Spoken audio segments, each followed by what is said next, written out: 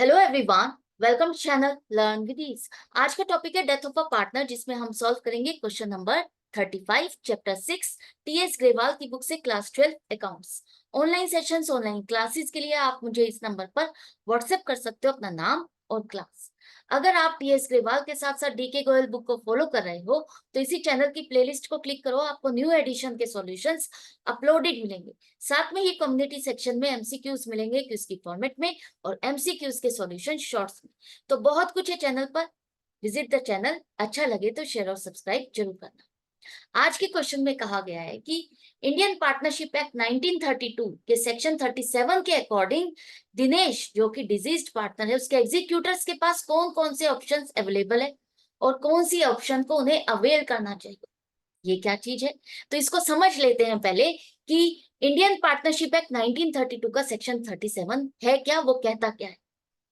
अभी तक आपने जितने भी क्वेश्चन सॉल्व किए वहां पर दिया होता था कि इस पार्टनर की डेथ हो गई है, उसके क्लेम को सेटल करने के लिए हमारी पार्टनरशिप डीड में ये प्रोविजंस है, उसके अकॉर्डिंग आप उसका क्लेम कैलकुलेट करते थे।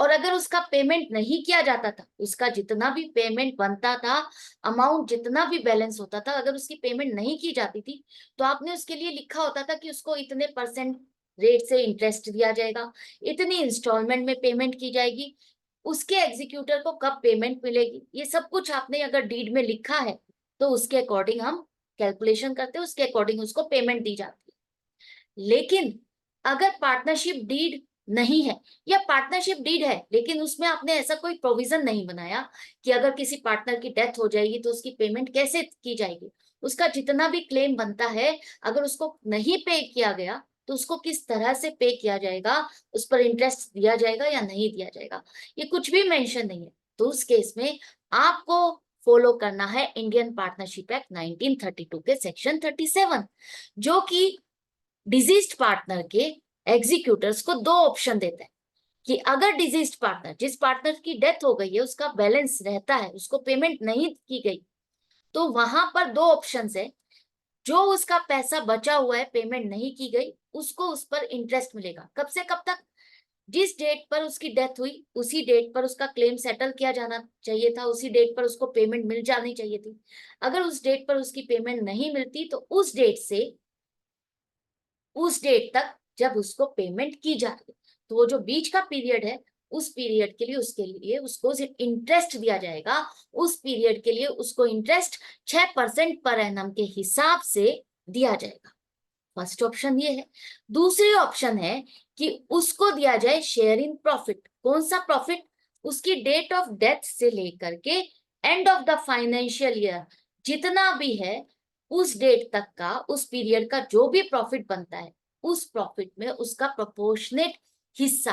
प्रोपोर्शनेट हिस्सा कौन सा? अब डेट रेशो के हिसाब से नहीं, हम कैलकुलेट करेंगे उसकी कैपिटल, उसका जो पैसा है फर्म में लगा हुआ, अभी हमने उसको रिटर्न नहीं किया, उसका पैसा जो लगा हुआ है फर्म में पेंडिंग है, उसका कितना प्रोपोर्शन बनता है टोटल पैसे में। मतलब अगर हम बाकी के पार्टनर्स की कैपिटल देखें, बाकी के पार्टनर्स जो बिजनेस को आगे चला रहे हैं उनकी कैपिटल प्लस जो डिजीज्ड पार्टनर का पैसा लगा हुआ है, उस टोटल पैसे में इस पार्टनर की, डिजीज्ड पार्टनर के पैसे की क्या प्रोपोर्शन है, कितना रेशो बनता है, प्रोपोर्शन बनता है, उस हिसाब से जो हमने प्रॉफिट कैलकुलेट किया, प्रॉफिट हमने अर्न किया फाइनेंशियल ईयर एंडिंग तक, उसमें हिस्सा कितना बनता है वो आपको उसे देना है। नहीं समझ में आया तो कोई बात नहीं, अब क्वेश्चन के साथ इसको समझो। यहाँ पर तीन पार्टनर है, रमेश, सुरेश और दिनेश, जिनकी प्रॉफिट शेयरिंग रेशियो 3:2:1 है। दिनेश की डेथ हो गई है 1 मई 2023 को।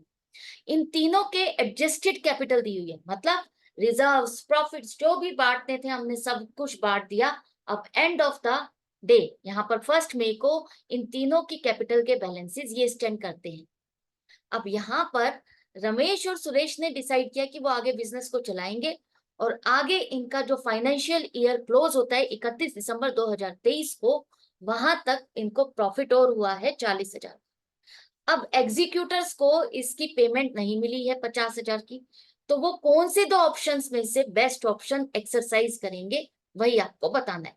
तो सबसे पहले देखो, हम फर्स्ट ऑप्शन के अकॉर्डिंग अगर देखते हैं तो उसको इंटरेस्ट दिया जाना चाहिए 6% पर एनम के हिसाब से। उसका जो भी अमाउंट बैलेंस है 50,000 पर, कब से कब तक? 1 में जब उसकी डेथ हो गई। और यहां पर कहा है कि अगर हम 31 दिसंबर को उसको पेमेंट कर देते हैं तो इसका मतलब उसको पेमेंट 31 दिसंबर को मिल जाएगी। तो 1 मई से 31 दिसंबर 8 महीने का इंटरेस्ट अगर इस पर दिया जाता है तो वो कितना बनेगा? 50,000 पर 6% के हिसाब से 8 महीने का इंटरेस्ट 2,000 रुपए बनेगा। फर्स्ट ऑप्शन के अकॉर्डिंग उसको 50,000 जमा 2,000, 52,000 रुपीज मिलेंगे। सेकंड ऑप्शन क्या है? सेकंड ऑप्शन में उसको दिया जाए जितना पैसा उसका लगा हुआ है और बाकी पार्टनर्स का भी पैसा लगा हुआ है, तो इनका प्रोपोर्शन क्या है, और जो इन्होंने उसकी डेट ऑफ डेथ से end of the financial year तक प्रॉफिट अर्न किया, उस प्रोपोर्शन में उसको जो हिस्सा मिलना चाहिए वो प्रॉफिट। तो उसको कैलकुलेट करने के लिए देखो कैसे करोगे। डिजीज्ड पार्टनर की कितना पैसा बचा हुआ है जो हमें देना है? 50,000।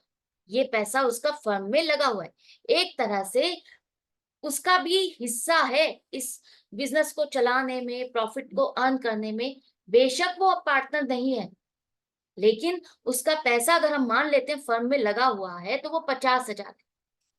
50,000 उसका पैसा लगा हुआ है और बाकी पार्टनर्स उन दोनों का पैसा भी लगा हुआ है, 1,20,000 और 80,000। तो ये रिमेनिंग पार्टनर्स की कैपिटल हो गई 2,00,000।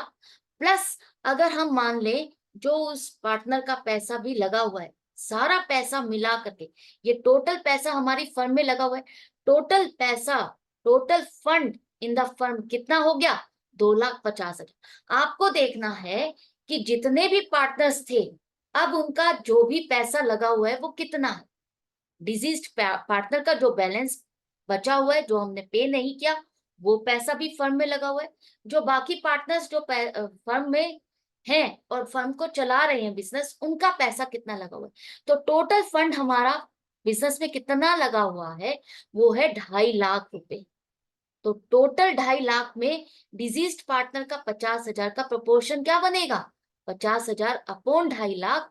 और ये प्रॉफिट अगर हमने अर्न किया 40,000, मतलब कि 1/5 ऑफ 40,000 उसको मिलेगा 8,000। अब आपको यहाँ पर प्रॉफिट शेयरिंग रेशियो के अकॉर्डिंग उसका प्रॉफिट नहीं कैलकुलेट करना। अब आपको उस हिसाब से करना है कि उसका पैसा जो लगा हुआ है वो कितना है, पूरे पैसा लगा हुआ, total fund of the firm में उसके पैसे की क्या फ्रैक्शन है, क्या प्रोपोर्शन है, उस प्रोपोर्शनेट कैपिटल के अकॉर्डिंग आप उसको प्रॉफिट दोगे। अगर उसने पैसा 50,000 लगाया हुआ है 2.5 लाख में से, तो उसका प्रोपोर्शन बन गया 1/5 40,000 का, जो कि 8,000 मिलेगा। तो अब आप देखो, फर्स्ट ऑप्शन 2,000 की है, सेकेंड ऑप्शन 8,000 की है। तो अगर उसके एग्जीक्यूटर ऑप्ट करेंगे तो कौन सी ऑप्शन ऑप्ट करेंगे? हायर ऑप्शन, जहां पर पैसा ज्यादा मिलेगा, मतलब कि सेकंड ऑप्शन को वो ऑप्ट करेंगे। और सेकंड ऑप्शन अगर वो ऑप्ट करते हैं तो उनके एग्जीक्यूटर्स को मिलेंगे 50,000 जो उसका बैलेंस पेंडिंग है, प्लस 8,000 रुपए, 58,000 रुपए 31 दिसंबर 2023 को उसको पेमेंट कर दी जाएगी। तो जहां पार्टनरशिप डीड नहीं है वहां पर आपको इन दोनों ऑप्शन में से बेस्ट ऑप्शन क्या है, एग्जीक्यूटर्स क्या ऑप्ट करेंगे, वही आपको कैलकुलेट करनी है। तो फर्स्ट ऑप्शन में interest at the rate of 6% पर annum from the date of death to the date of payment, वहां तक का कैलकुलेट करोगे। और सेकंड ऑप्शन में उसका जितना पैसा लगा हुआ है और पूरा पैसा फर्म में जो लगा हुआ है, किस किस का? रिमेनिंग पार्टनर्स का पैसा प्लस उसका पैसा जो देना बाकी है, टोटल फंड में उसका पैसा जो लगा हुआ है उसका प्रोपोर्शन, उसकी फ्रैक्शन जो बनती है, उसमें हमने आगे जो प्रॉफिट अर्न किया, उसकी डेथ के बाद जो प्रॉफिट अर्न किया गया फाइनेंशियल ईयर एंड तक, बाकी के पीरियड में हमने जितना भी प्रॉफिट अर्न किया उसमें उसका जो फ्रैक्शन ऑफ कैपिटल के अकॉर्डिंग प्रॉफिट बनता है वो। तो दोनों ऑप्शन में से बेस्ट ऑप्शन आपको निकालनी है। तो ये था क्वेश्चन, आई होप आपको अच्छे से समझ में आ गया है। अगर नहीं समझ में आया है तो डाउट कंफ्यूजन के लिए कमेंट सेक्शन है जहां पर आप लिख करके पूछ सकते हो। अदरवाइज मेरे साथ बने रहो, सीखते रहो। तो ये तो चैप्टर हमारा फिनिश हो गया। आई होप आपको मजा आया होगा सीखने में, समझने में, सारे कॉन्सेप्ट्स क्लियर हो गए होंगे। अब ये चैप्टर आपको मुश्किल भी नहीं लग रहा होगा। अब हमारा नेक्स्ट चैप्टर है डिसोल्यूशन का, जिसे हम आगे सीखेंगे। तो इसी तरह से मेरे साथ कनेक्टेड रहना। मिलते हैं नेक्स्ट चैप्टर नेक्स्ट क्वेश्चन के साथ। Goodbye and take care.